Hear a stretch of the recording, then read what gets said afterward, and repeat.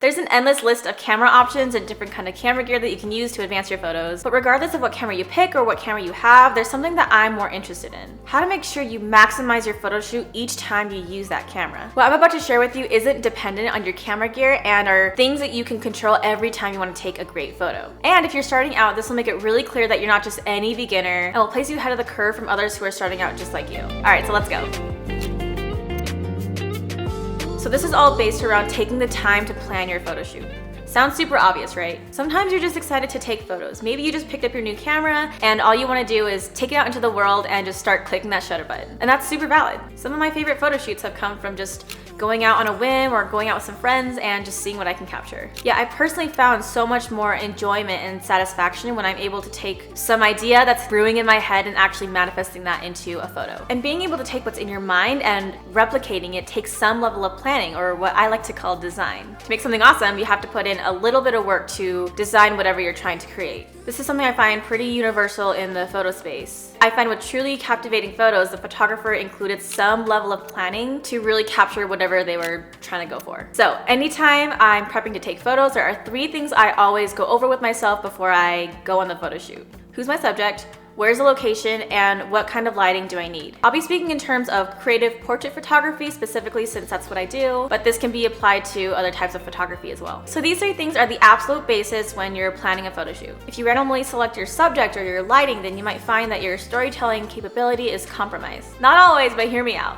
Think about when you're ready to take a photo. There should be some type of idea or some form of inspiration that's floating around in your brain. Maybe there's something online or in your everyday life that you just found some type of inspiration. Maybe you saw some windmills during a drive and just thought, man, I would really love to take portraits there. Or you were inspired by the lively energy at a carnival and thought that could really bring some color to your photos. Your idea could come from anywhere. I took these photos because paint samples at Home Depot caught my eye and I thought, that could make for a really fun photo shoot idea.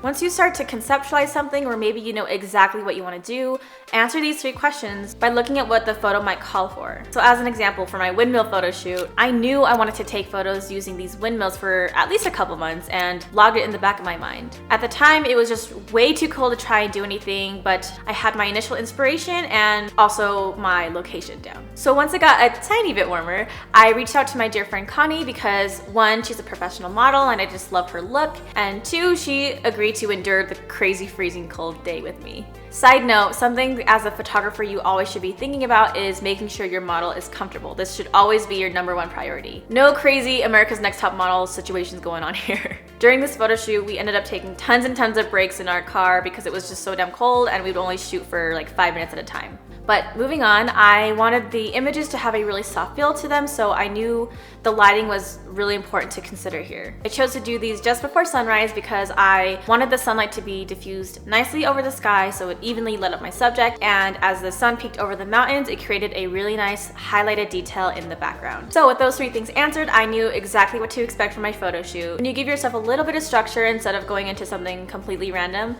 you grant yourself the time and the space to just relax, focus, and get into the creativity and the composition, the posing, and everything else that comes with your photo shoot. And the great thing about this is that if you're successful in putting everything together, your photos will naturally start to tell a story worth listening to or looking at.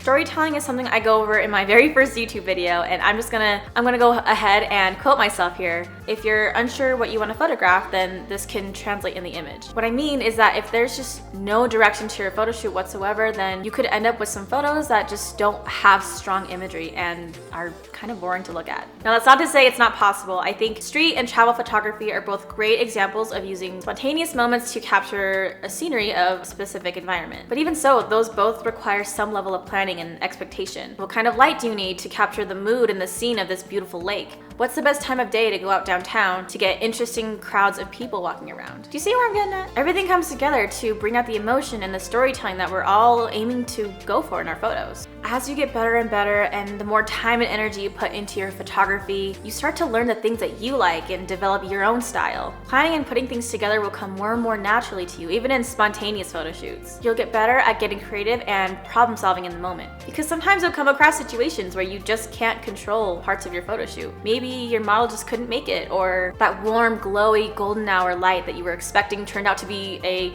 crazy rainstorm. With everything said, I'm in the mindset that a good photographer is able to adapt and overcome unexpected challenges and create something new with the tools that they have in front of them. My point, or the goal here, is just to be thoughtful about each of these 3 things instead of blindly walking into a situation with no plan in mind. And again, sometimes those random photo shoots really are your best photos. But I find this is really helpful for someone who's really trying to amp up their photography. Additionally, you can go the extra mile and get even more specific into the different elements of your photo. You can consider your makeup, your props, your wardrobe, and everything else. I mean, here I had Connie hold on to this sheer black fabric because I knew it would flow nicely in the wind and added some extra movement. Let me know if you're interested to see how I choose and style my wardrobe for my creative portrait photo shoots. But in the meantime, if you want to know what I wish I knew when I first started photography that isn't related to camera gear or how to use the camera, then make sure you check out this video. I talk about a few things that definitely would have sped up my photography journey if I knew about them sooner, especially the last point where I go a little bit over my social anxiety and how that relates to being a portrait photographer. So thanks so much for watching, and I'll see you in this video.